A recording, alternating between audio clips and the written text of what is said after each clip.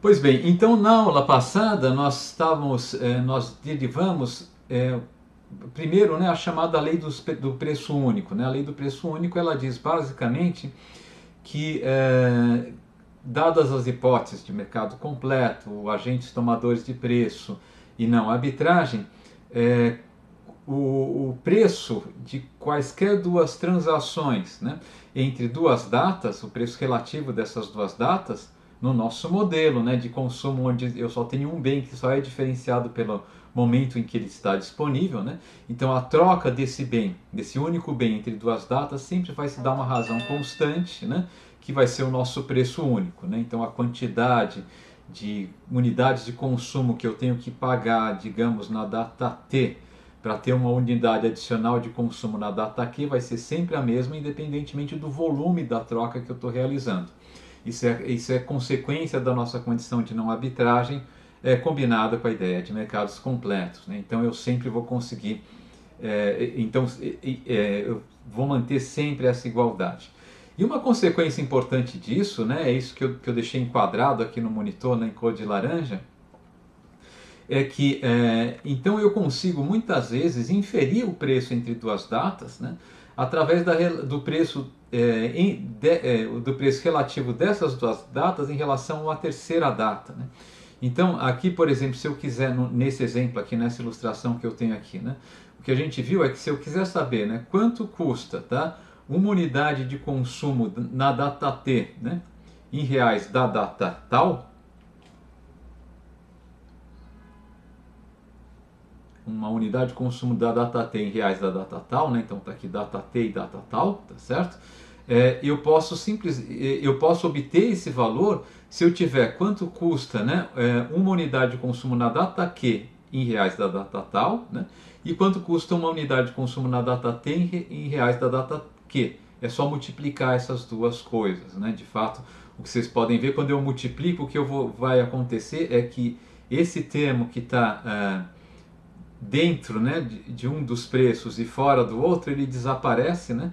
E eu fico com o preço, os preços extremos ficam o que estava dentro o diferente, né, que estava dentro de um dos preços e o diferente que estava fora do outro preço, que é o que aconteceu aqui, né? Então, isso daqui tem uma consequência interessante, porque para descrever todos os preços, todas as condições de trocas entre duas datas, agora, eu não preciso efetivamente fazer uma matriz, né, na qual eu contemplo, né, as condições de troca de reais na data 0 com a data 1, da data 1 com a data 2, na data 5 com a data 3 e assim por diante, né?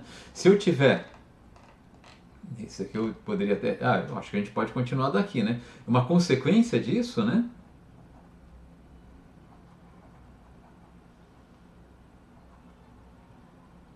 É que se eu tiver, tá? Caso conheçamos. Eu acho que é isso. Caso conheçamos, né? Sou estranho, mas eu acho que é isso mesmo, né? Caso a gente saiba, né? Os valores de P10, P20, P30 e assim por diante, né? Até T0, né? Tá certo? Então eu sei quantos reais na data 1 eu preciso para comprar R$ 1 na data 0 e assim por diante, tá? Todos os outros valores podem ser derivados, tá? Então,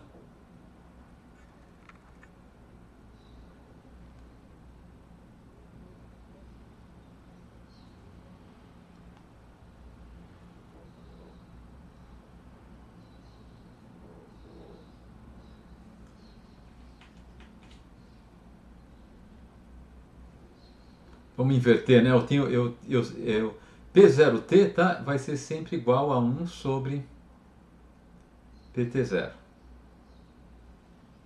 Na verdade, se eu inverto as datas, eu vou inverter o preço, né? Isso faz sentido, né? Lembrem-se que o preço era a razão, né, entre quanto eu estou. O P0T seria uma razão entre um X, uma quantidade que eu troquei na data 0, sobre uma quantidade aqui P0T, perdão, essa seria a razão entre uma quantidade que eu troquei na data T, dividido pela quantidade trocada na data 0. Né? Eu troquei T unidades de consumo na data T por X0 unidades de consumo na data 0. Né? Isso daqui é o nosso P0T. É o valor do consumo na data 0, perdão, é o valor do consumo na data T. Deixa eu só dar uma parada aqui, gente, que eu me confundo com essa notação com muita frequência, né? Na verdade, P0T, isso é o valor do... Tá certinho, né? O P0T me diz para cada real, para cada unidade de consumo na data 0, quanto foram trocados por quantas unidades de consumo na data T, né? Que é essa razão aqui. E o PT0 é simplesmente o inverso dessa razão, né? Eu vou ter aqui X0 sobre xt. Né? Então, se eu inverto, né, um preço, eu vou obter, né, o preço relativo inverso. Né? Enquanto P0T me diz quantas unidades de consumo eu preciso para comprar uma unidade de consumo na data T, P0T me diz quantas unidades de consumo na data 0 eu preciso para poder adquirir uma unidade de consumo na data T, PT0 me diz quantas unidades de consumo na data T eu preciso para poder adquirir uma unidade de consumo na data 0. Né? Então, o preço P0T, ou de uma maneira mais geral, né, a gente pode colocar, né, que PTQ é igual a 1 sobre PQT. Tá certo? E uma outra coisa que agora sim que é a consequência daquela propriedade que se eu multiplicar os preços eu vou encadeando, né? Eu tenho uma capacidade de encadear preços por multiplicação, é a seguinte: se eu quiser calcular, tá, o preço na data T, quanto que eu tenho que pagar na data T por reais, por unidades de consumo que eu quero consumir na data Q, né? Eu posso fazer simplesmente, né, usar aquela regra, tá? Eu ponho aqui PT0, né, quanto eu tenho que pagar de consumo na data Q por real na data 0, né, vezes, perdão, vou fazer aqui ao contrário, quanto que eu tenho que pagar na data T por R$1 que eu vou obter na data 0, vezes P.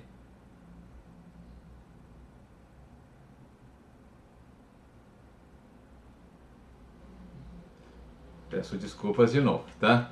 Eu vou fazer o seguinte, eu vou aqui, eu vou dar data 0. Eu podia ter deixado daquele jeito, eu vou deixar como estava, tá? Então aqui, P0T vezes P.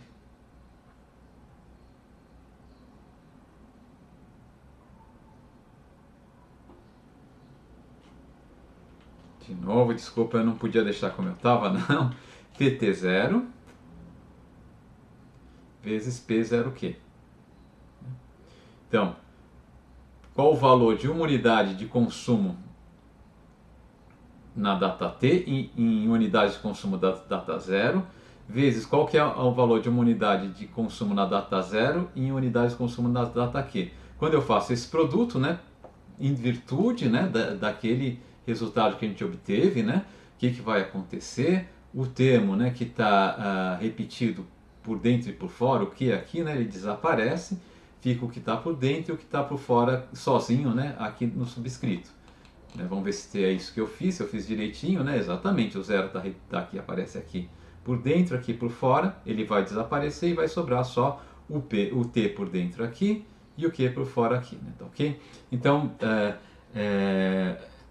se você me der, tá, qual que são os preços, né, do consumo em cada uma das datas, tá, expressos em unidades de consumo da data 0, o resto eu consigo calcular, né, os preços, as razões de troca de consumo em qualquer outra data, simplesmente fazendo o ajuste adequado dessa maneira. Né? E lembrando que esse item A aqui, usando esse item A, eu consigo chegar nesse item B aqui sem nenhum problema. Tá? Então eu não preciso de tanta informação assim, né? Só um vetor de preços. Tá? E na verdade isso aqui a gente costuma chamar de fator de valor presente, né? Fatores de valor presente. Esses preços.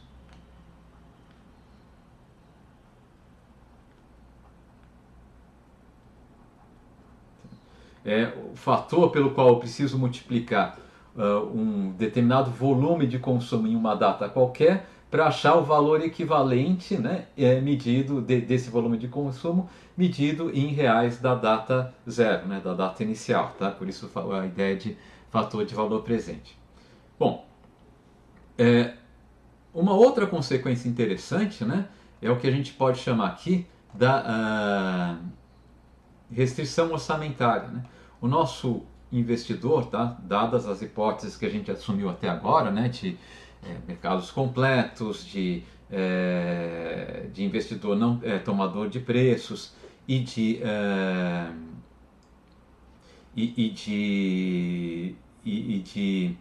não arbitragem, tá? O nosso investidor, ele tem a escolha que ele vai fazer de trocas, né, no mercado, assumindo que ele seja tomador de preços, né, ele vê as ações de trocas que são dadas pelo mercado e tenta fazer o melhor que ele pode. Essa escolha vai estar restrita, vai ser feita dada uma restrição que é chamada a restrição orçamentária intertemporal, tá? Então vamos falar um pouquinho dela, né?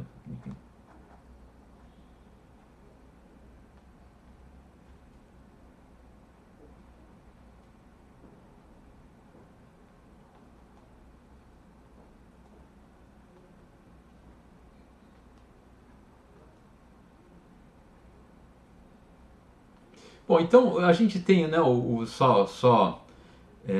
para contextualizar, né, o que a gente tem? A gente tem qualquer investidor ou consumidor, eu estou usando equivalentemente os dois termos, né, qualquer agente desse nosso mercado, né, de ter períodos de tempo, ele parte, né, isso faz parte do nosso modelo, ele parte de uma dotação intertemporal de consumo, né, ele tem direito, por alguma razão, a uma determinada quantidade de consumo na data 0, uma determinada quantidade de consumo na data 1 e assim por diante. Mas ele pode trocar esses direitos com outros agentes, né, ajustando o seu consumo. Por exemplo, se ele quiser aumentar o consumo na data 10 e diminuir na data 0, ele acha alguém que queira consumo na data 0, outra pessoa que queira aumentar o consumo na data 0 e diminuir na data 10 e faz uma troca com essa outra pessoa, né? Mas ele vai fazer isso dado, né, as condições de preço do mercado, porque a nossa condição de não arbitragem vai garantir que todas as transações vão ser feitas nessas condições de preço, tá? Então vamos chamar de então WT, né, é o que a gente estava chamando, né, dotação inicial de consumo na data T. E CT, vamos chamar o consumo que efetivamente o nosso consumidor vai fazer na data T depois que ele realizar as trocas que ele quer fazer, tá? Então é o consumo efetivo, consumo na data T após a realização de trocas.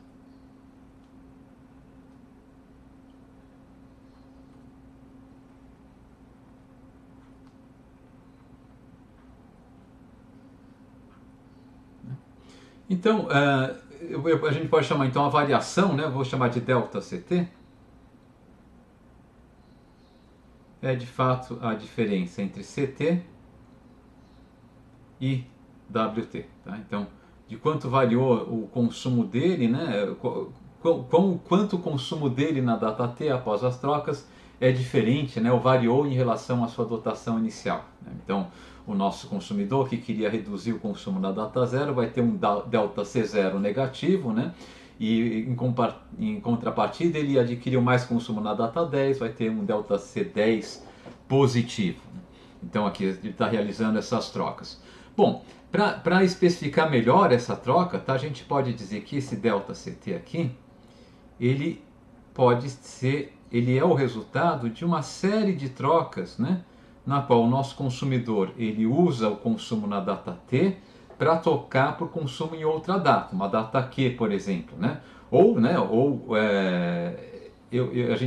Esse nosso delta CT aqui tem sinal, né? Se ele é maior que zero porque eu aumentei meu consumo, se ele é menor do que zero é porque eu diminuí, e todas essas trocas podem envolver alguma coisa assim, né? Ou eu cedi consumo na data T para obter consumo em outra data, ou eu recebi consumo na data T, cedendo em troca consumo em outra data, né? Eu posso estar fazendo alguma troca nesse sentido. Então vamos chamar isso aqui, vamos dizer que isso daqui é o somatório de Q igual a 1 até T maiúsculo, tá? De uns termozinhos aqui que eu vou chamar de delta C superescrito T e Q, tá? Isso daqui é quanto do consumo da data T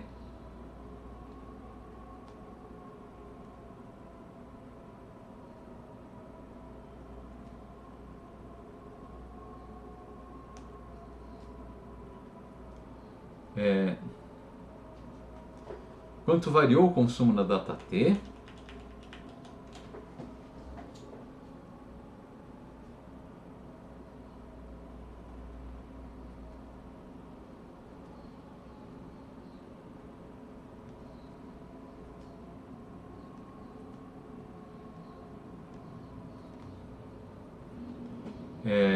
em função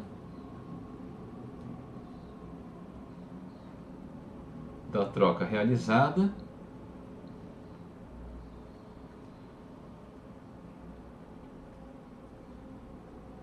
entre essa data T, né?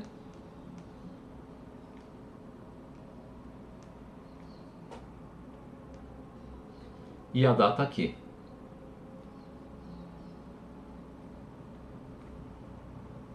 Então, o meu consumo na delta T variou de delta T ao todo, né?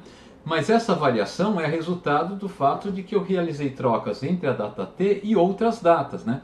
Pode ser zero, uma ou mais datas, né? Enfim, eu posso ter usado, por exemplo, pode ser que eu comecei na data zero com uma quantidade tão grande de consumo que eu falei, vou usar o consumo ao qual eu tenho direito na data zero para garantir um consumo maior em todas as outras datas futuras, né?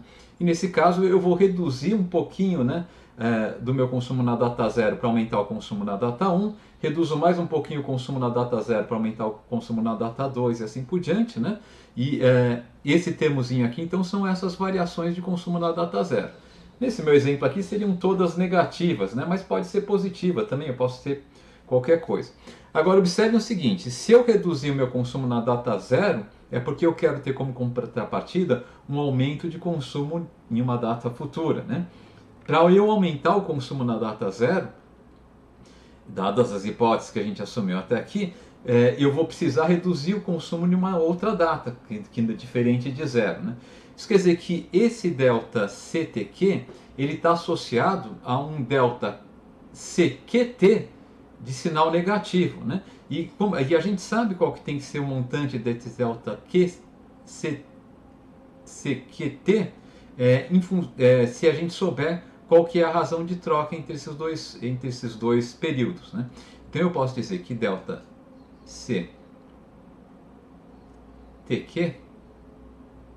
opa, faltou o C aqui, né? Delta CTQ é igual a menos o preço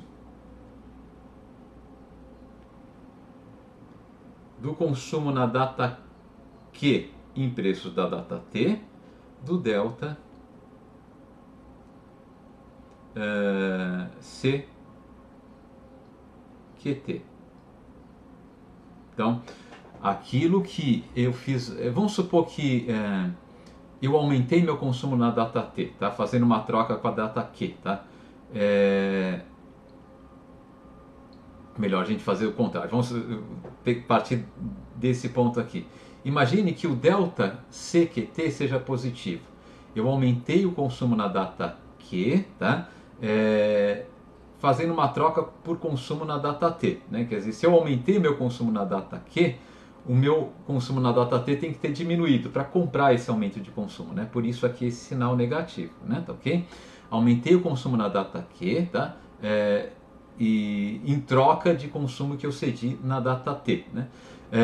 Quanto eu tenho que ceder na data T, né? Esse meu delta CTQ para conseguir esse aumento de consumo delta CQT na data Q, né? Bom, vai ser o preço por unidade de consumo na data Q, expresso em unidades de consumo na data T, vezes a variação do consumo na data Q. Tá? Então é isso aqui que está acontecendo, né? Talvez valha a pena só ilustrar, né? Imagine então que eu tenha, por exemplo, o seguinte. Só um exemplo numérico, tá? É bem trivial, mas talvez fique mais concreto para vocês, né? Imagine que eu tenha um delta C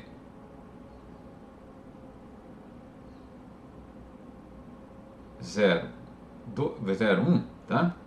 Igual a 5. Tá? Então o que está acontecendo aqui? Eu aumentei o meu consumo na data 0, tá certo? Trocando esse consumo por unidades de consumo na data 1. Tá?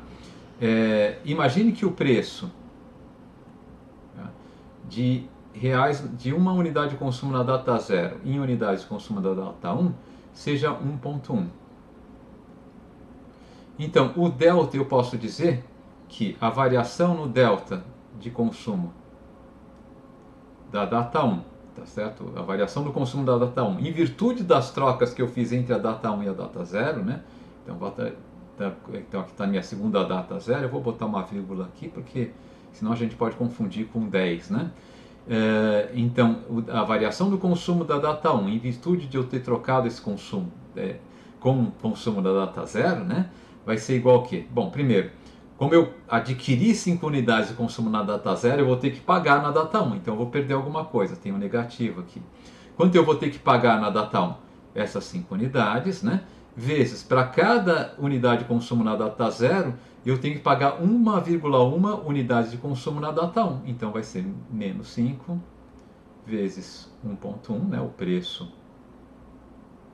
1,1, tá? Então esse menos 5 aqui, né, na verdade, o 5 é o nosso delta C01, né, e 1,1 é o P01, que vai ser igual a 5 menos 5,5, né? Então é isso aqui que está sendo expresso aqui, né, em letrinhas, né? Às vezes as letrinhas deixam a coisa muito abstrata, então dar um exemplo numérico ajuda um pouquinho, né? Então eu fiz essa troca. Bom, mas isso vai acontecer sempre, né? Em todos os casos. Ou seja, isso daqui é necessário. Por quê? Porque eu não tenho arbitragem, eu tenho preço único, não tem jeito, eu não posso escapar aqui do preço único, eu estou assumindo, né? Assumindo a validade do preço único, isso daqui necessariamente vai acontecer, né? Todas as trocas vão se realizar a esses preços únicos, isso deve acontecer. Então vamos somar. Então deixa eu repetir aqui essa igualdade que eu coloquei aqui em cima, tá? Então a gente tinha delta CT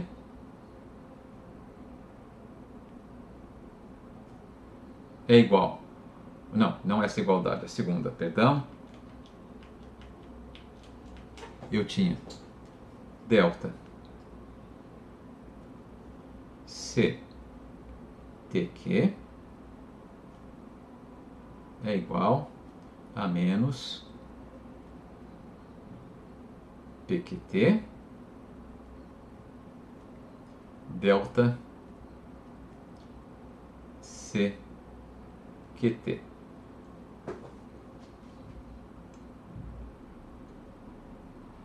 Bom, isso daqui é verdade para qualquer T e para qualquer Q, né? Então, se eu somar, né, isso daqui para todos os T's possíveis e para todos os Q's possíveis, né, eu continuo mantendo essa igualdade, né? Eu vou somar essa igualdade para todos os T's e Q's possíveis, né? Para todos os pares de datas possíveis. Então, eu vou colocar aqui do lado esquerdo, eu ponho a somatória de T igual a 1, de T igual a 0, né, até T maiúsculo. E vou somar também em Q, né, de Q igual a 0 até T maiúsculo, tá? Delta. Antes disso, desculpem gente, antes de fazer essa somatória, deixa eu fazer uma coisinha aqui que é uma coisa legal, que vai ser, que é melhor fazer antes, fica mais claro, né? Isso aqui é uma igualdade, tá? E nós estamos assumindo que os preços, as razões de troca sempre são maiores do que zero, né? Então eu posso multiplicar essa igualdade dos dois lados por qualquer preço, tá? Eu vou multiplicar por P T0. O fator de valor presente, né, do consumo na data T, tá? Então eu vou ficar aqui com PT0, delta CT, do lado direito, né, do lado esquerdo da equação, CTQ. E aqui do lado direito eu vou ficar com menos, eu vou já PT0, PQT, delta CQT.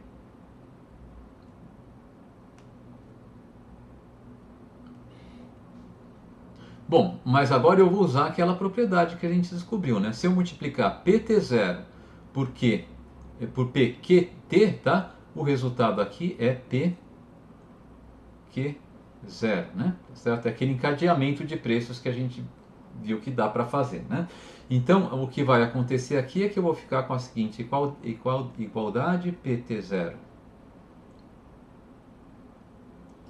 delta CTQ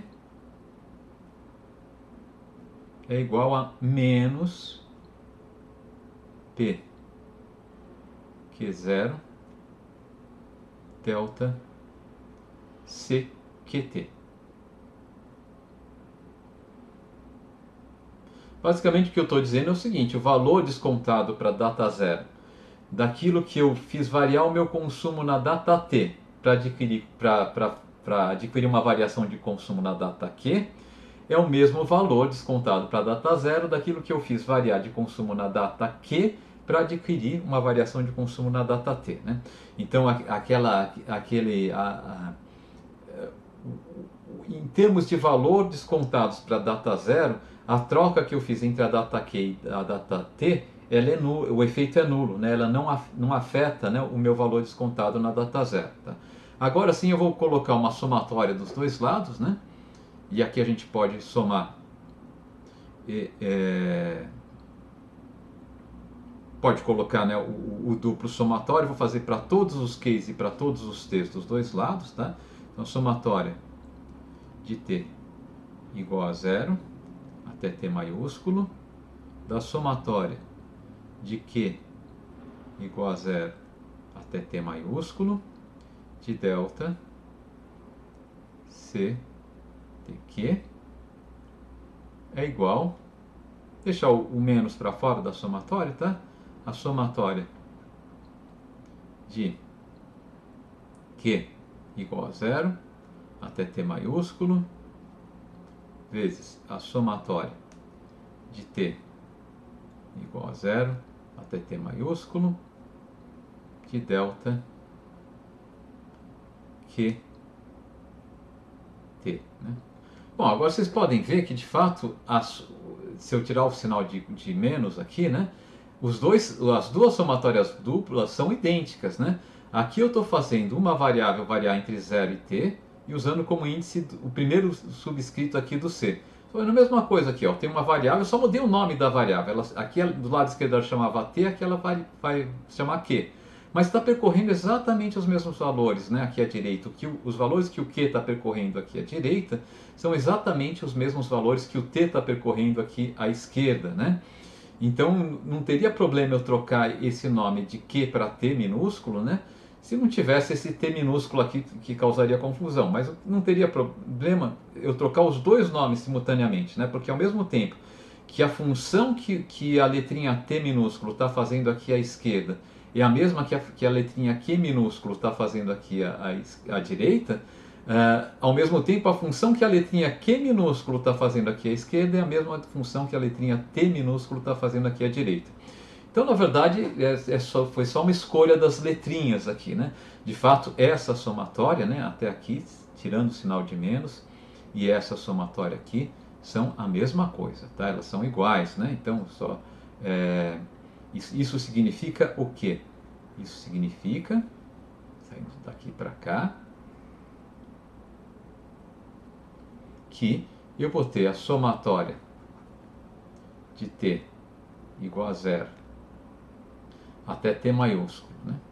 Aliás, podemos até fazer o seguinte, né? Antes de prosseguir, melhor ainda, tá? Para ficar mais evidente o que eu estou dizendo.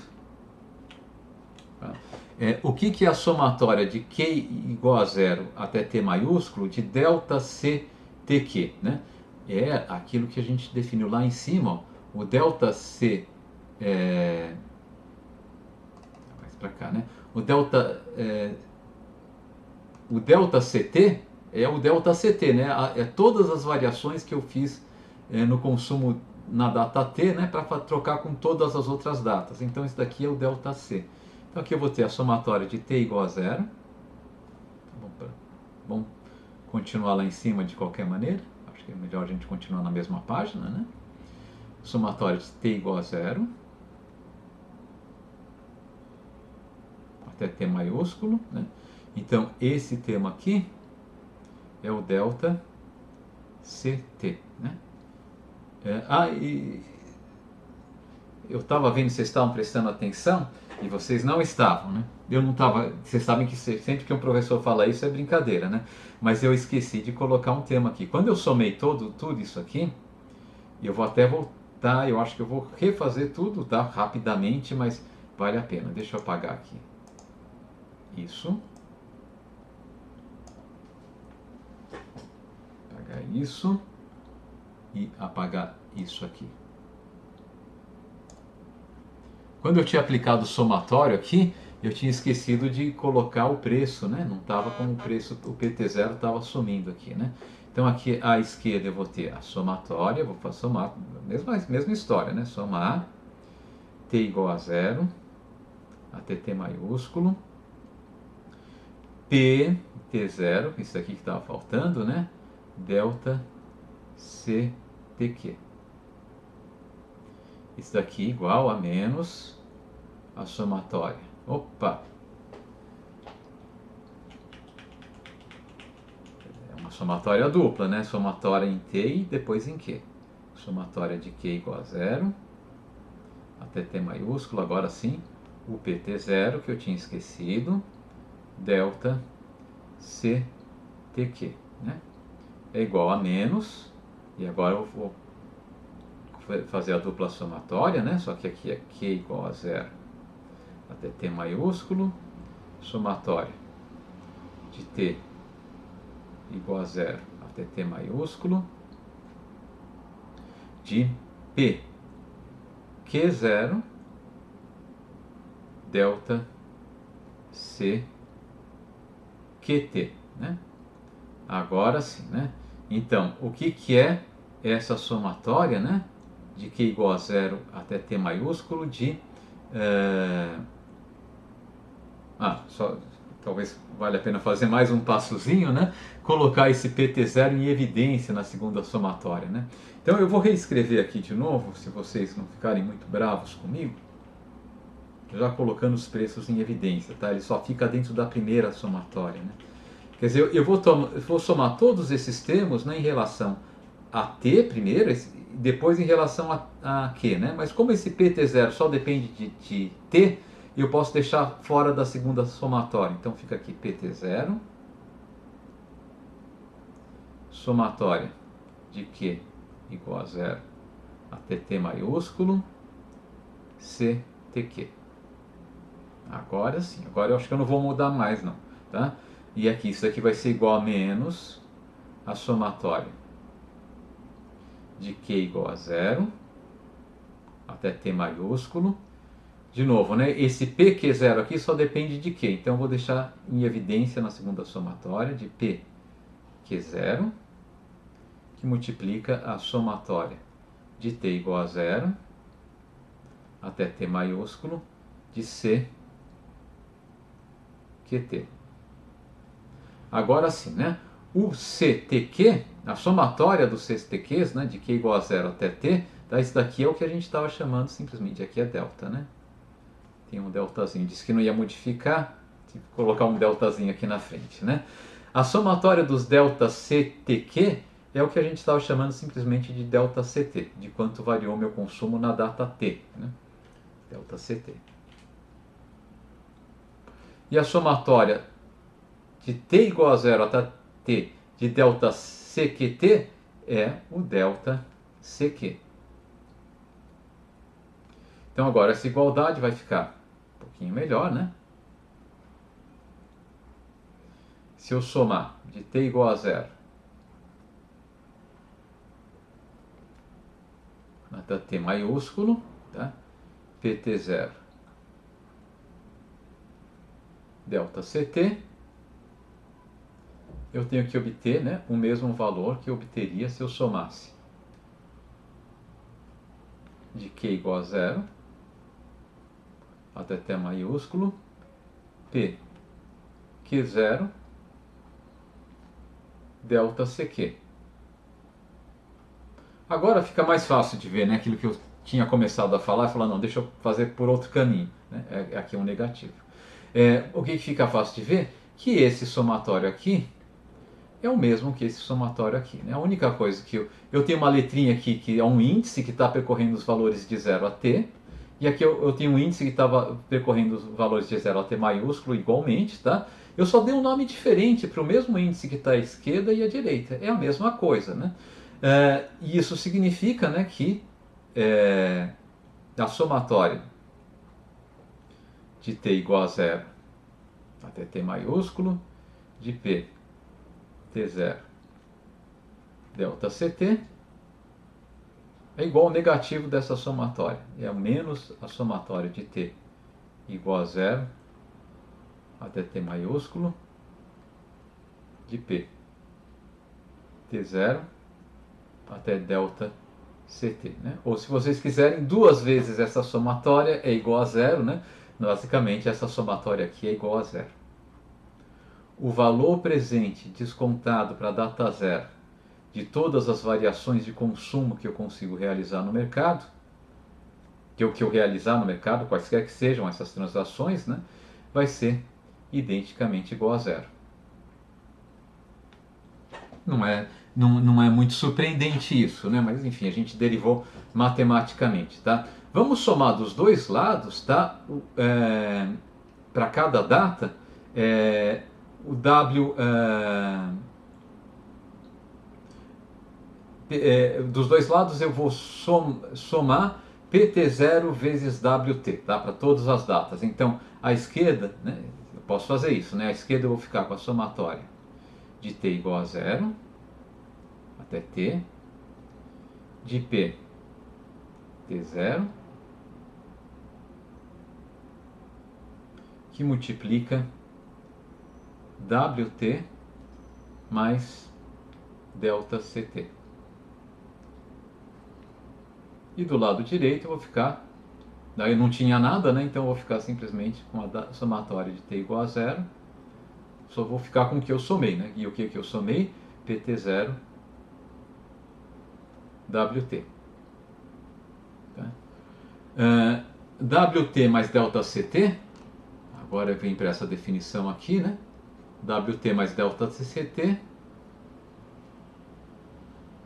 é o que a gente estava chamando simplesmente de CT, né? O consumo na data T após eu ter realizado todas as trocas, né? Então, somatória de T igual a zero até T é P T0 vezes CT. De PT0 vezes CT, né, igual a somatória de T igual a zero até T maiúsculo de PT0 vezes WT. Aqui do lado direito, eu tenho o que a gente chama de valor presente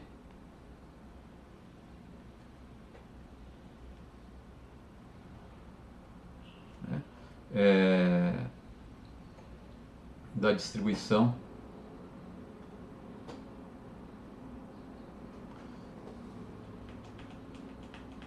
valor presente, né, do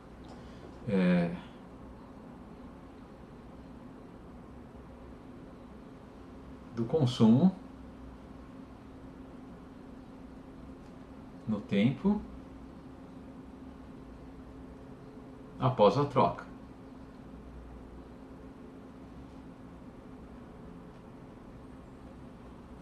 E do lado direito eu tenho o valor presente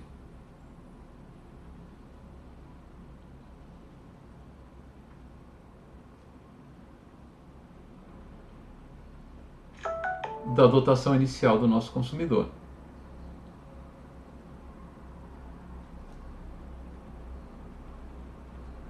Tá? Então, na verdade, a hipótese de não arbitragem, ela implica, em última instância, que a gente não pode aumentar o valor do nosso consumo no tempo quando esse valor é medido em termos de valor presente, né? De fato, o valor levado para qualquer data, né? Então eu peguei tudo que eu vou consumir em cada data, né? e ajustei, né? Para ver quanto esse consumo que eu vou ter na data X vale na data zero. Somei tudo, eu tenho o valor presente do meu plano de consumo no tempo, né? E fiz a mesma coisa com a minha dotação inicial de consumo no tempo, né? Isso daqui é o que a gente chama de restrição orçamentária intertemporal, né?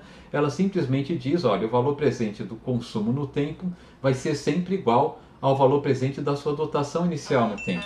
Você pode mudar, né, o seu padrão de consumo ao longo do tempo, mas você tem uma restrição. Eu não posso mudar fora, né, dessa restrição de valor presente, tá? Deixa eu dar uma ilustração aqui que eu acho que é interessante, porque essa restrição ela pode ser expressa graficamente. Se eu tiver, não, então vamos supor aqui, vamos fazer um exemplo.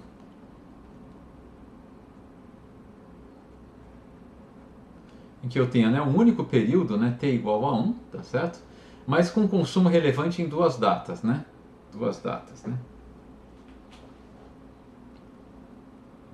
Eu vou enfatizar aqui duas datas porque depois, mais para frente, a gente vai ter modelos com um único período, mas cuja única data relevante é a data 1, né? A data 0 não tem não tem, enfim, não tem nada que escolher na data 0, tá? Em relação a consumo, né? Então tenho duas datas, 0 e 1. Tá? Então, como que fica a minha restrição, né? A restrição, eu acho que eu devia ter enfatizado isso. Antes de fazer isso, deixa eu apagar aqui, já que eu vou passar esse material para vocês, para que ele fique minimamente organizado, né? Eu sei que não vai ficar uma maravilha de organização, mas vocês consigam recuperar isso com alguma facilidade. Eu vou só reproduzir, tá? Então essa condição aqui, e vou dar um nome para ela, né? Então isso aqui é somatória, t igual a 0 até t maiúsculo, do valor presente do meu consumo, p t 0 ct é igual a somatória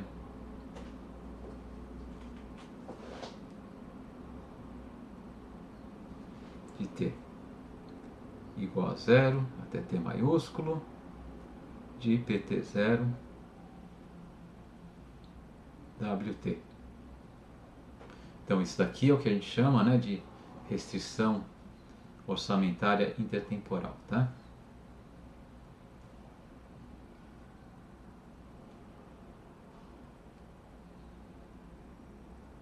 No nosso caso podia ser chamado só restrição orçamentária, né, porque efetivamente eu só vou fazer trocas intertemporais.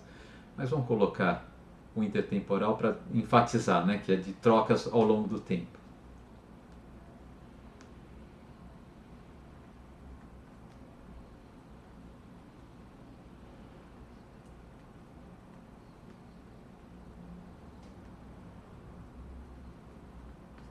Okay? Então, essa aqui é a restrição que todo consumidor no nosso modelo, né, dadas as hipóteses que a gente assumiu, tá, ele vai ter que obedecer. Ele pode trocar consumo no tempo, mas dentro dessa restrição aqui, né? E o que é de interessante nessa restrição aqui é que ela parece com a restrição orçamentária da teoria do consumidor, né? Do lado esquerdo eu tenho o valor da minha cesta de consumo,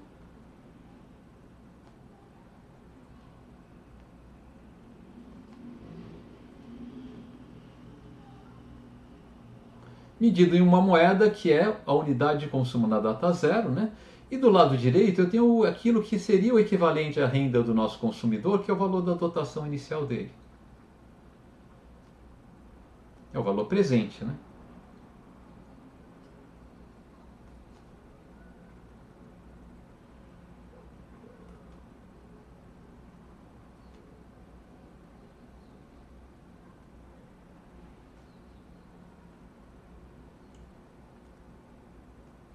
Ok?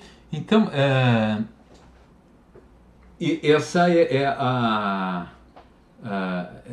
essa é a restrição que todo consumidor vai se defrontar, tá? Então, ele está restrito pela sua dotação inicial e pelos preços, tá? E essa restrição é dada por essa equação aqui, que simplesmente diz, ó, o valor de tudo que eu vou consumir, né? Aqui medido em unidades de consumo da data zero. De fato, essa data zero que eu coloquei aqui é arbitrária, podia ser em qualquer data, né?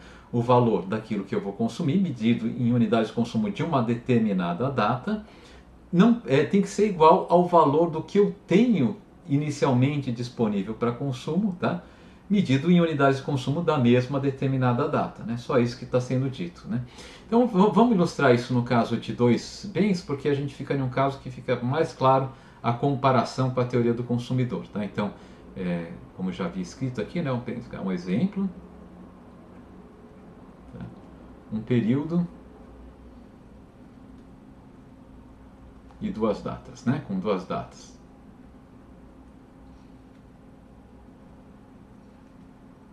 Quer dizer, um período ele sempre, né, implicitamente pressupõe duas datas, mas é que às vezes a gente fala, na data zero eu só escolho o que eu vou fazer para poder consumir na data 1, né? Aqui não, aqui eu estou supondo que a data zero seja relevante para efeito de consumo, né? Então, as duas datas são a data zero e a data 1, tá? Então eu tenho aqui as dotações, eu tenho um consumidor que tem uma dotação inicial W0 e W1, né? Então tem direito a W0 unidades de consumo na data 0 e W1 unidades de consumo na data 1, né? Então aqui dotação inicial.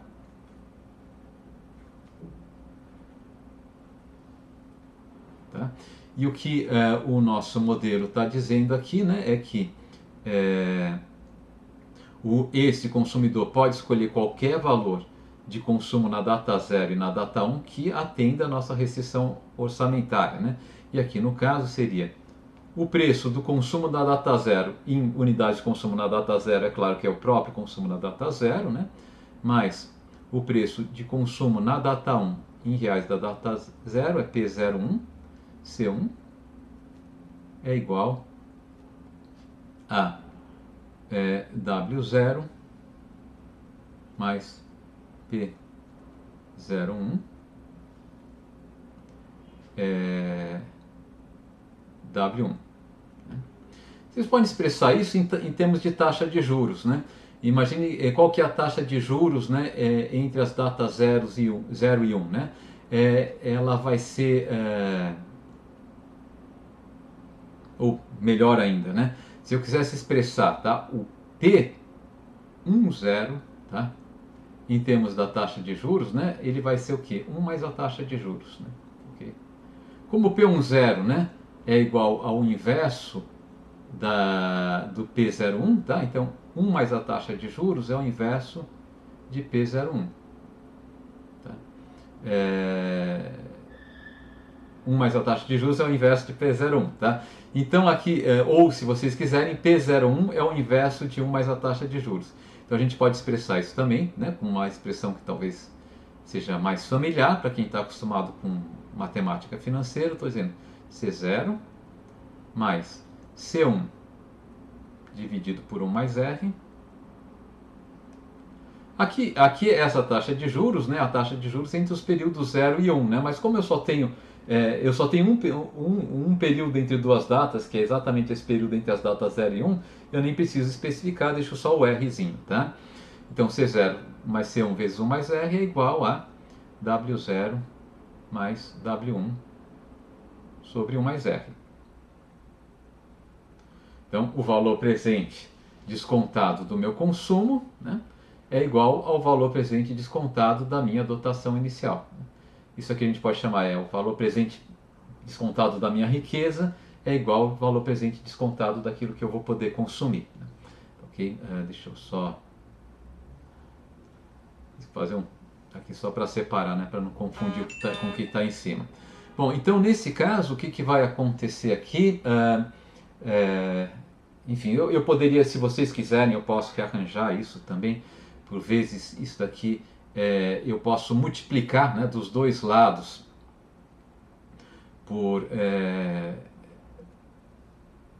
tá, aqui é só uma variante do que tem aqui em cima. Eu posso multiplicar, aqui do lado esquerdo, eu posso multiplicar por P10, né? P10 é o inverso de P01. Então eu vou ficar com C0, P10 vezes C0.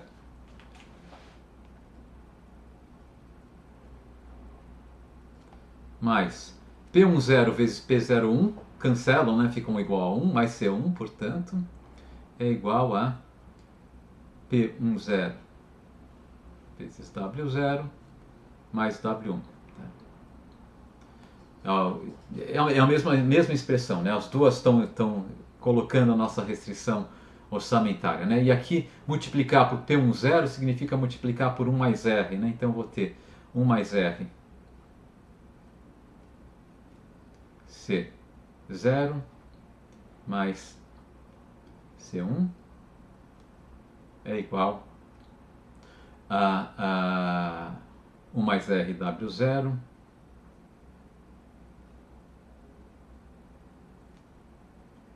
mais W1. São duas formas de expressar, tá, a mesma restrição, né? A forma que a gente está usando aqui em cima, tá? Eu estou expressando, né, a restrição. A gente pode dizer que eu estou expressando a restrição orçamentária, restrição orçamentária,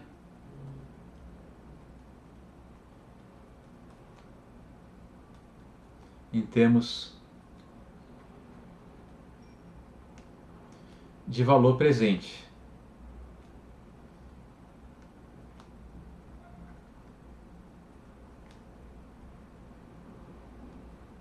Presente é com Z? Não, é com S, não é? Vocês...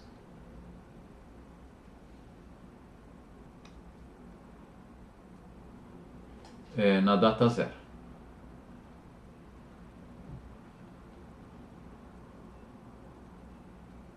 Tá?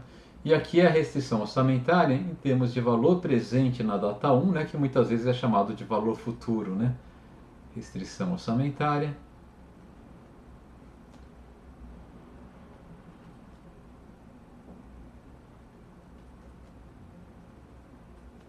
em termos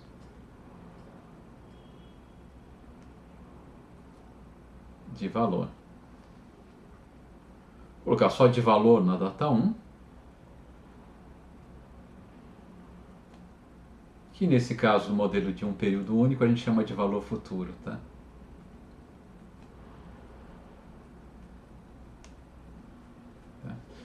Os termos valor presente e valor futuro, às vezes eles são meio escorregadios, né? Mas eu acho que vocês entenderam o que eu quero dizer, né? Eu posso expressar a restrição orçamentária levando tudo a valor da data 0 ou tudo a valor da data 1. Se eu levar tudo ao valor da mesma data, o valor daquilo que eu vou consumir tem que ser igual ao valor da minha dotação inicial, nem mais nem menos, né? Só isso que está sendo dito. Bom, o que acontece é que nesse caso aqui, a nossa restrição orçamentária, ela pode ser representada graficamente, né? Então, se eu fizer um gráficozinho aqui, nesse caso em que eu tenho apenas duas datas, né? Um período e duas datas, eu posso representar a restrição orçamentária graficamente de uma maneira que por vezes é conveniente, tá? Especialmente para falar sobre equilíbrio, que eu quero falar daqui a pouco com vocês. Então,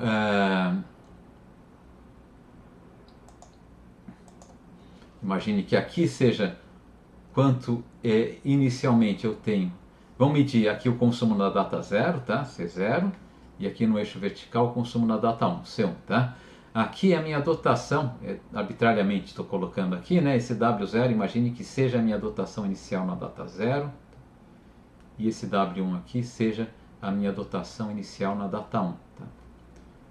Então aqui está a minha dotação inicial, né? É um vetorzinho W0, W1, para indicar que é um vetor, vou deixar com uma cor diferente, tá?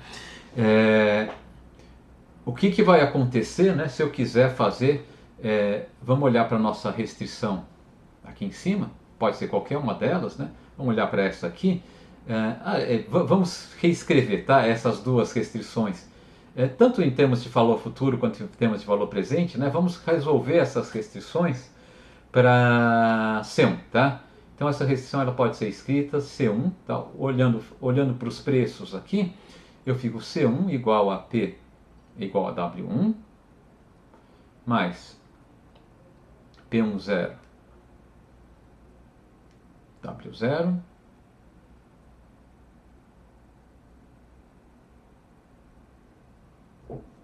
mais menos P10 C10. Né? Ou, se vocês quiserem usar a taxa de juros, né? C1, não, C2, C1. E a mesma história, tá? É W1 mais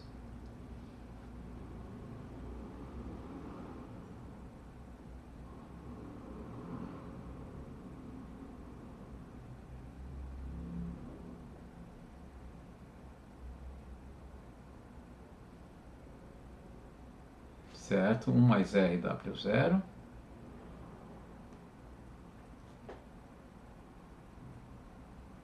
P10 é 1 mais R, né?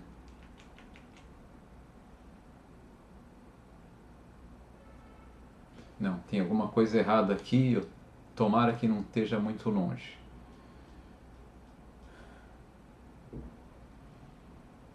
Tá, eu troquei um monte de bolinhas aqui, né?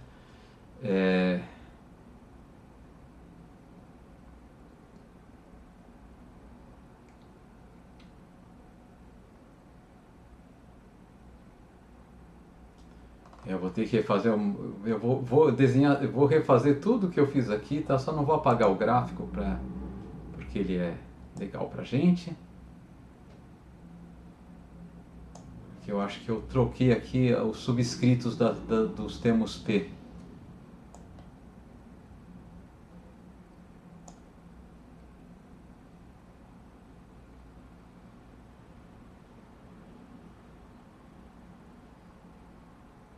Exatamente, eu troquei. Troquei tudo aqui. Deixa eu refazer aqui, gente, que senão vai ficar errado. Por que não está apagando?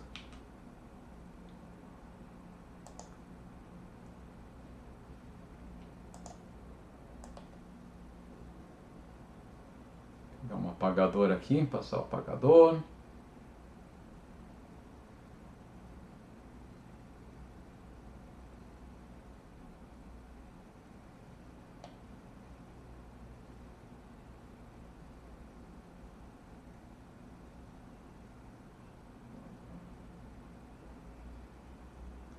Vamos lá. Vamos só refazer aqui toda a nossa restrição orçamentária. Então eu tenho duas datas, né? W0, W1, tá? Então, de dotação inicial. Então o que vai acontecer? Eu posso consumir qualquer, né, quantidade de consumo, C0 e C1, desde que, né, o valor dessas unidades na data zero, então C0 mais P10, o valor do consumo na data 1, em termos de consumo na data 0, vezes C1. Isso aqui tem que ser igual, né, a W0 mais P10 vezes W1. Aqui eu acho que eu tinha colocado certo, né? Quem que é P10? P10, tá? Então, é 1 sobre 1 mais R, né? Isso que eu acho que estava errado antes, tá? Então, se eu for traduzir essa restrição aqui em termos de taxa de juros, eu fico com C0 mais C1 sobre 1 mais R é igual a W0 mais W1 sobre 1 mais R. Ok?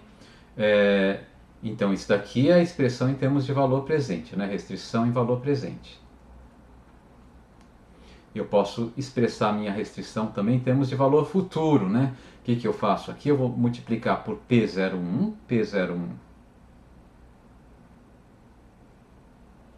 valor do consumo na data 0 em reais da data 1, em unidades de consumo da data 1, que é 1 mais R, né? Aqui eu não preciso colocar entre parênteses. É 1 mais R 01 elevado a 1 menos 0, né? Ou seja, é 1 mais R, né? Ok? Então, expressando isso em valor, em termos de valor futuro, né? Ou valor na data 1 seria mais preciso, né? Eu vou ter aqui multiplicando, né, por P01 dos dois lados, né? A equação em termos de preço, eu fico P01 C0.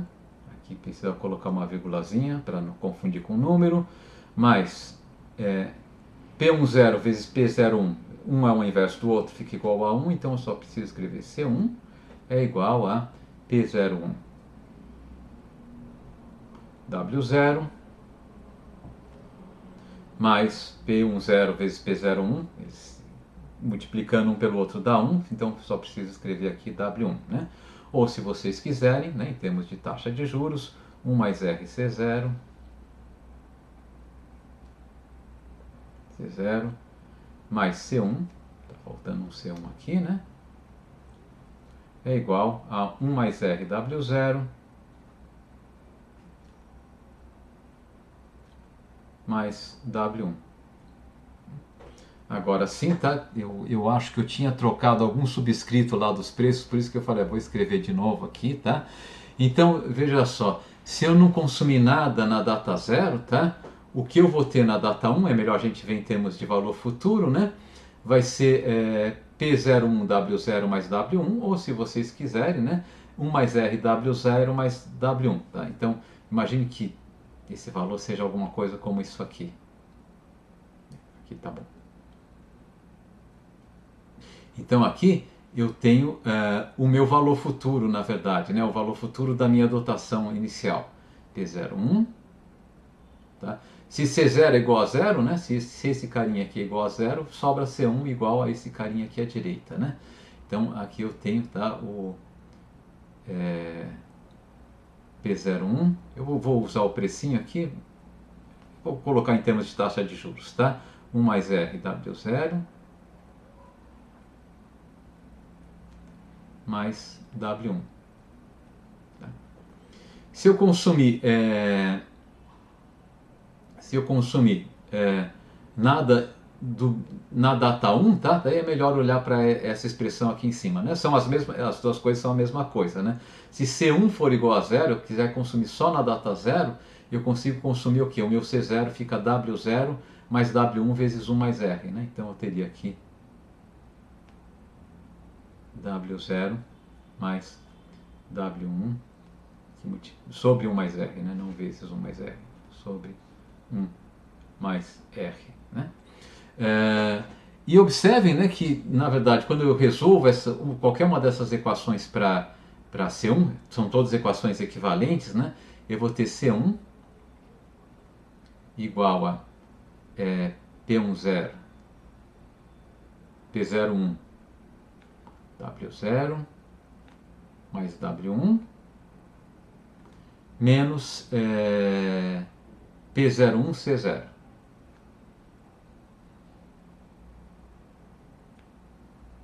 Ou se vocês quiserem expressar isso em termos de taxa de juros, né?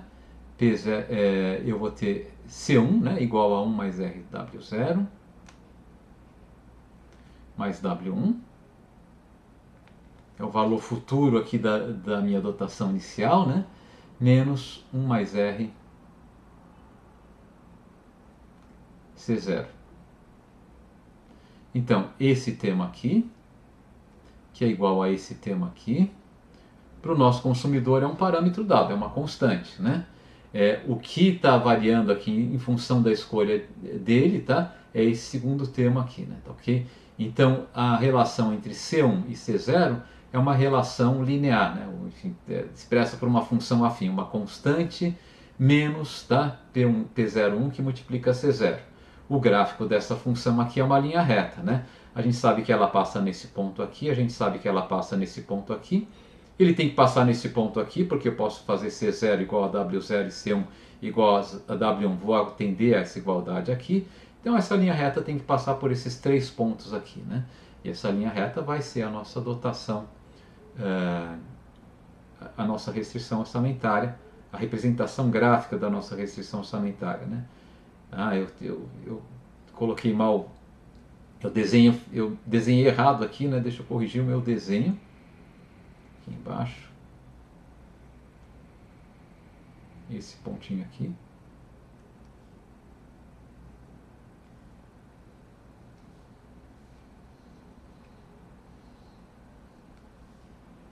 Aqui, né, que está o meu, que acontece quando eu consumo só na data zero, tá? Então essa daqui é a representação gráfica da nossa restrição orçamentária, a chamada linha de restrição orçamentária.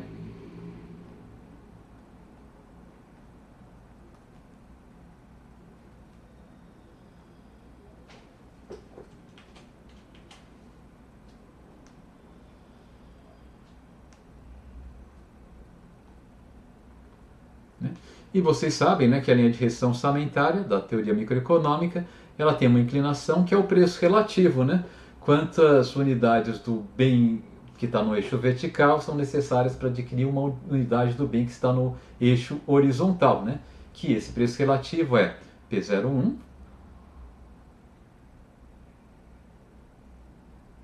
que é igual a 1 mais R, né? Então a inclinação da minha linha de restrição orçamentária é 1 mais a taxa de juros, tá ok? Então aí a gente pode visualizar e a gente já pode vislumbrar uma coisa interessante, né? Se eu quiser pensar como os investidores vão se comportar nesse modelo à luz da teoria do consumidor, eu falo o seguinte, ó, tem uma restrição orçamentária, tem uma função de utilidade, posso achar o ponto de utilidade máxima. Eu vou fazer isso daqui a pouco. Aliás, eu não sei se eu vou fazer daqui a pouco ou na próxima semana. Eu estou propenso a deixar isso para próxima semana, vai ficar um rabichinho, mas talvez seja bom. Mas antes disso, tá? Deixa eu, agora que a gente então definiu o conceito de restrição orçamentária, né? Visualizou ele graficamente também, né? A gente pode se fazer uma pergunta, né? De fato, na nossa aplicação, né, em teoria das finanças, esse modelo ele é interessante, mas usualmente ele pressupõe um passo anterior, né, que de alguma maneira os agentes podem escolher entre opções que vão gerar dotações iniciais diferentes. Tá? Então imagine que eu queira comparar duas dotações iniciais, podem ser dois projetos, né, dois projetos de vida que seja, né, eu vou estudar economia ou vou estudar direito. E daí as pessoas, bom, é claro que aí tem uma questão de satisfação pessoal e assim por diante, né? Mas entre outras coisas, está falando, ó, se eu estudar direito eu vou ter um rendimento tal ao longo do tempo. Se eu estudar economia, outro perfil de renda, né, ao longo do tempo. Né? Qual é mais vantajoso? Né? A princípio, né, não é muito claro. Deixa eu dar um exemplo mais extremo, né? Eu vou estudar direito ou medicina, né? Porque aí a diferença é interessante, até para deixar mais claro, mais realista, né? Economia ou medicina, tá? Então, se a gente pegar quanto ganha um economista e quanto ganha um médico, a gente deve ver o seguinte padrão, né? Um economista jovem ganha mais do que um médico jovem, né? Porque o médico jovem usualmente é um residente e está ganhando um salário muito baixo. Né? Mas um economista mais velho deve ganhar menos do que um médico mais velho. Né? O rendimento dos médicos ele cresce bastante ao longo da carreira e atinge um pico que é maior do que o pico de rendimento dos economistas. É, né? Isso que eu quero colocar. Então, poderia ser, tá? E no mundo real possivelmente é verdade, mas nesse nosso mundo ideal, onde eu posso fazer todas as transações sem custo de transação, poderia passar a ideia que a escolha, se eu vou ser um economista ou um médico, depende de quanto que eu valorizo a mais o consumo no presente comparativamente com o consumo no futuro, né? O consumo próximo do consumo mais distante.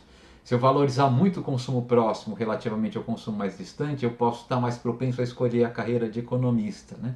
E ao contrário, não. Né? E se eu valorizar pouco o consumo próprio em relação ao consumo mais distante, estaria mais propenso a escolher a carreira de médico. E o fato é que nesse nosso mundo, por enquanto, isso não vai acontecer, né? Por quê? Né? Então eu vou introduzir aqui um conceito que eu vou usar, tá, de dominância não estocástica, tá? Enfim, não é comum, tá? É um termo que eu estou usando aqui, mas não é universal, tá? Então,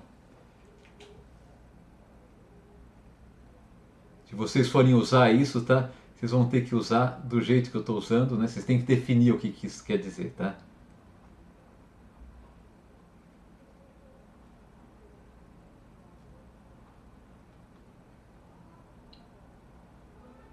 Que é o que eu vou fazer aqui, né? Tá ok? Eu vou dizer, vamos chamar, dizemos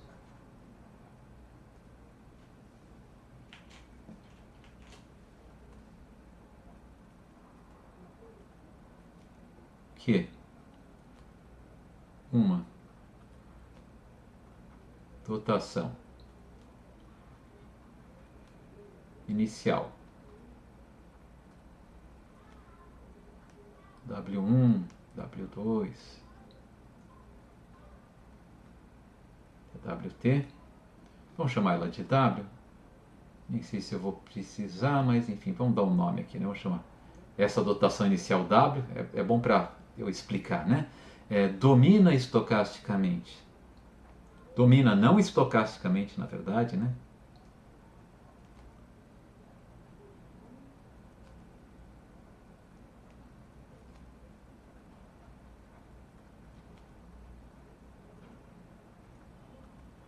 Ou simplesmente domina, tá?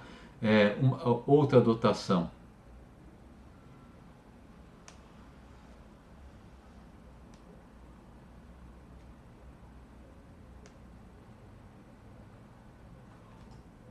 inicial, que eu vou chamar de V, tá? E vamos dizer que ela é V1, né? Então V1, V2 até VT. Vou chamar essa dotação então de V. Aos preços, então essa dominância se dá aos preços P. E eu vou colocar aqui os preços em termos de fator de valor presente, tá? P1 zero, isso, né? P1 zero, P2 zero, assim por diante, né? Até PT zero. Notem que se eu dei esses preços daqui, eu dei todas as condições de troca dessa economia, né? C e somente C.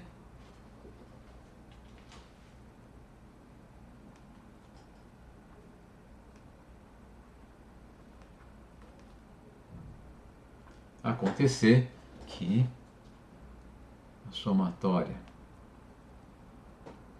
de T igual a zero até T maiúsculo de P T0 W T for maior do que a somatória de T igual a zero até T maiúsculo de P T0 vezes VT. Então, na verdade, ou se vocês quiserem colocar em termos de taxa de juros, né, talvez fique mais... Quem está acostumado com matemática financeira vai achar essa expressão mais... ou equivalentemente, né?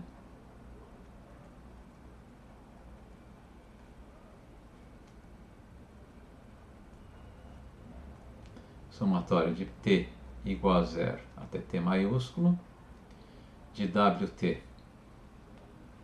sobre 1 mais R T0 elevado t for maior do que a somatória de t igual a zero até t maiúsculo de Vt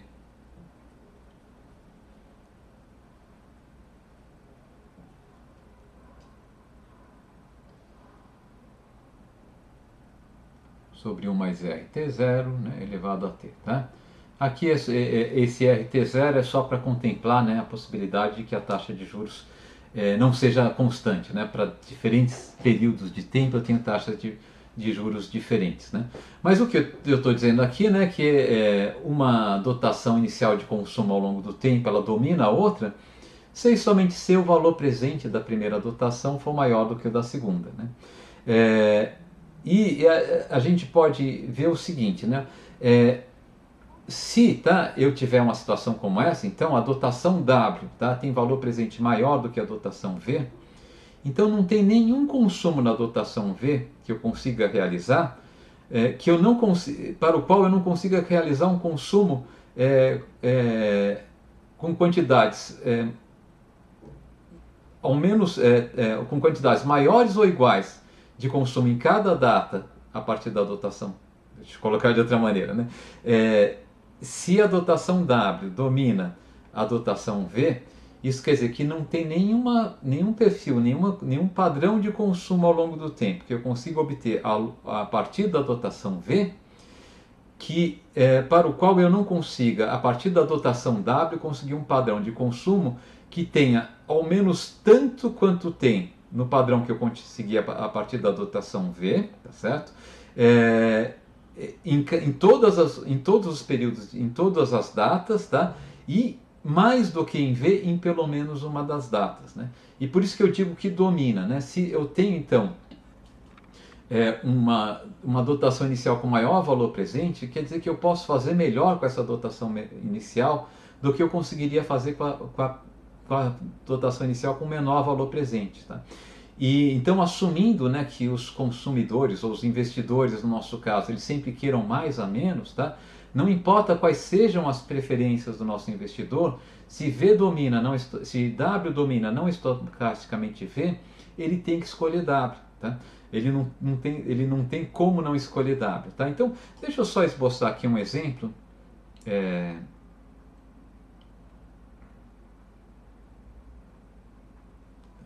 O exemplo com um período só.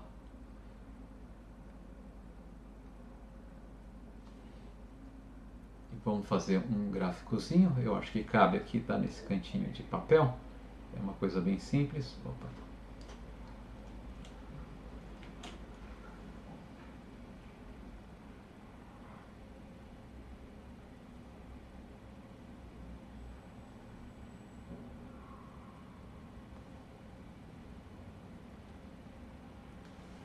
Então aqui eu estou medindo o consumo na data 0, aqui o consumo na data 1. Tá? Vamos supor que a minha dotação W estivesse aqui, tá? E a minha dotação V, digamos, em um ponto como esse aqui. Então aqui está W e aqui está V. Né? Imagine que os preços, né, da razão de troca entre consumo na data 0 e na data 1 sejam tais que a linha reta passando por essas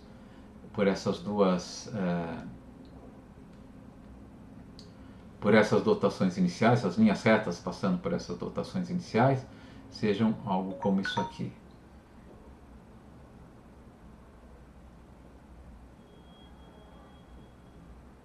Não tem problema que não chegue lá, tá? Deixa eu botar outra cor aqui.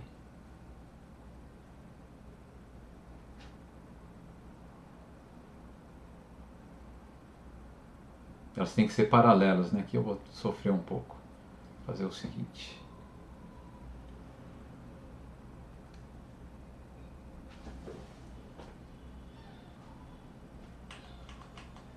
Pronto, consegui, né? Fazer, tá? Elas são elas têm que ser paralelas, tá? Se elas não estão visivelmente paralelas, imagine, né, que eu tivesse desenhado, tá, duas linhas retas paralelas, né? Que é o ponto aqui, né?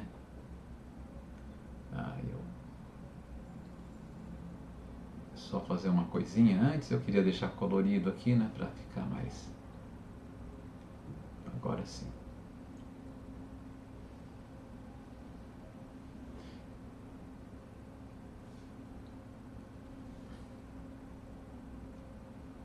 Okay? Então aqui eu tenho um exemplo em que W domina V, né? Na verdade, a restrição orçamentária de W está sempre à direita e acima de V. Qualquer alternativa de consumo que eu obtenho aqui a partir de V, vamos chamar isso aqui de C, tá? Ela vai ter eu consigo obter. Então, se eu tivesse como dotação inicial, né, essa dotação, se a minha dotação inicial fosse esse vetor V aqui em cima, tá? Eu poderia consumir, então, por exemplo, nesse ponto aqui, que vamos chamar de C chapéu, tá? Mas eu poderia também, né, a partir da dotação V eu conseguiria fazer isso. Mas a partir da dotação W eu conseguiria fazer melhor, né? Eu conseguiria um ponto que está tanto à direita quanto acima de C chapéu, né? Então eu vou conseguir aqui um ponto, digamos, seletivo, tá? Isso sempre vai acontecer se W domina V, tá? E eu vou deixar para vocês se convencerem de que isso é verdadeiro, porque é relativamente trivial, né? E parte basicamente da ideia seguinte, olha, se o valor presente do meu consumo é igual ao valor presente da minha dotação inicial, tudo se passa, quando eu vou realizar, quanto eu vou fazer em consumo, eu posso vender toda a minha dotação inicial para comprar direito a consumo em uma data específica, na data zero, por exemplo, né? E depois comprar, né, unidades de consumo nas datas que eu quero comprar, né? Então eu posso fazer eu transformo tudo em consumo na data zero, primeiro via mercado, e depois parte desse consumo que eu transformei na data zero eu transformo em consumo na data 1, depois em consumo na data 2 e assim por diante. Posso fazer isso.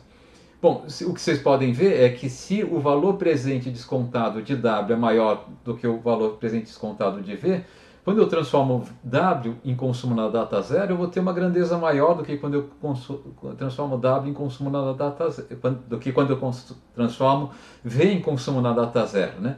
Então, a partir de W eu tenho mais recurso para ganhar consumo nas outras datas do que a partir de V. E basicamente é isso que vai acontecer, né? Aqui, graficamente, no caso de duas dimensões, eu consigo mostrar, né, que eu vou ter uma linha reta mais à esquerda, mais acima. Vocês poderiam visualizar isso na mente de vocês, supondo três dimensões. A minha restrição orçamentária seria um plano, né? Mas o plano da dotação inicial que domina a outra seria mais afastado da origem, né? E para mais do que três dimensões a gente não consegue visualizar, mas eu acredito que já dê para a gente ter pego aqui o que isso significa em última instância, né? Então a conclusão é a seguinte: nós achamos aqui um critério que permite que os agentes eles escolham, tá, entre possíveis dotações iniciais. Vamos supor que os agentes podem, antes de começar o nosso modelo, os agentes podem escolher que dotação inicial cada um vai ter, tá? Se eles têm uma previsão de quais vão ser os preços, tá, o critério que eles têm que usar para escolher a dotação inicial é qual dotação inicial tem o maior valor presente possível, tá? Independentemente, né, de se essa dotação inicial põe mais consumo no futuro ou no presente, ou mais próximo do presente, né? Por quê? Porque eu consigo trocar esse consumo no futuro por consumo mais presente. Então, o único critério que passa a ser relevante aqui é o valor presente descontado, tá? E esse critério vai ser o único relevante na escolha de quaisquer duas dotações iniciais possíveis, né? Como muitas vezes, quando a gente, grande parte da nossa discussão em finanças, a gente vai tentar chegar em algo como isso aqui, ó, o que importa ou em algo como isso aqui não, em algo como o que importa é o valor presente da dotação inicial, ou as decisões, né, de certa maneira, elas vão gerar uma dotação inicial e, portanto, uma restrição orçamentária intertemporal. Sempre que eu tiver uma restrição orçamentária que garanta melhor, que eu consiga fazer melhor do que em outra restrição orçamentária, eu vou ficar com a primeira. E essa escolha, o que é legal dessa escolha é que ela não depende, né, das preferências do consumidor. A gente chama de princípio de equivalência na teoria de finanças. E a ideia de que é, muitos dos critérios de escolha, muitas das escolhas que são feitas, tá, no escopo que a teoria das finanças coloca, tá, elas são escolhas que são independentemente da preferência dos consumidores. Tá? Nem sempre a gente vai conseguir fazer isso. Por que isso é legal? Porque eu não preciso falar de função de utilidade, padrão de escolha, a gente precisa de pressupostos mais fracos, né, para chegar às nossas conclusões. Tá? Se o meu único critério aqui de escolha for escolher a dotação inicial que domina não estocasticamente as outras, tá? Eu não preciso colocar nenhuma hipótese sobre as preferências dos consumidores que não seja que os meus consumidores preferem consumir mais a menos em todas as datas. E só isso já vai garantir que a gente produza muito resultado. Né? Essa ideia de dominância não estocástica a gente vai tentar depois traduzir para uma ideia de dominância estocástica, quando tem risco envolvido. E daí a gente vai ver que a dominância estocástica não resolve todos os problemas. Então, no mundo em que tem risco envolvido, a preferência do consumidor afeta a escolha do consumidor. Mas aí a gente vai ver modelos que conseguem, né, fazer com que a forma como essa escolha é afetada, ela é mais ou menos restrita. Tem uma parte dessa escolha que independe das preferências do consumidor. Por exemplo, isso vai acontecer no modelo CAPM. Mas eu vou deixar para discutir tudo isso, né, na próxima semana. Tá? A gente está chegando já na hora do final da nossa aula, né? Eu acho que a gente não estourou não, o prazo da nossa aula, mas eu acho que para hoje está de bom tamanho. O que eu vou fazer na semana que vem, vou ficar devendo aqui para vocês, estou vendo aqui o horário, a gente está até um pouquinho mais cedo, né? Mas dispenso vocês um pouco mais cedo. Na semana que vem eu vou apresentar um modelo de equilíbrio, tá? Eu vou acrescentar a esse modelo, tá? Utilidade para o consumidor, a gente vai falar em função de demanda, e eu vou dar em linhas gerais, né, as condições de equilíbrio desse modelo. Né? Então seria um modelo que daria mais fechamento, né, para essa nossa história aqui. A gente teria aqui as condições, né, de fato, a gente teria um modelo que explicaria qual seria o preço de equilíbrio dessa economia, né? Por enquanto a gente está, os preços de equilíbrio, os preços dessa economia têm que ser preços que não permitem arbitragem, né? Enfim. Mas a gente consegue colocar uma condição de equilíbrio e, de fato, parte do nosso curso a gente vai trabalhar às vezes com modelos só com condições de não arbitragem e alguns modelos com condições mais restritivas de equilíbrio, tá? Então é isso, gente, eu vou liberar vocês aqui, tá? O material dessa aula até agora, né? Eu acho que até segunda-feira eu consigo disponibilizar para vocês, tá? Tem pessoal que está cobrando. E é isso aí, tá? Se não tiver nenhuma dúvida, eu encerro por aqui.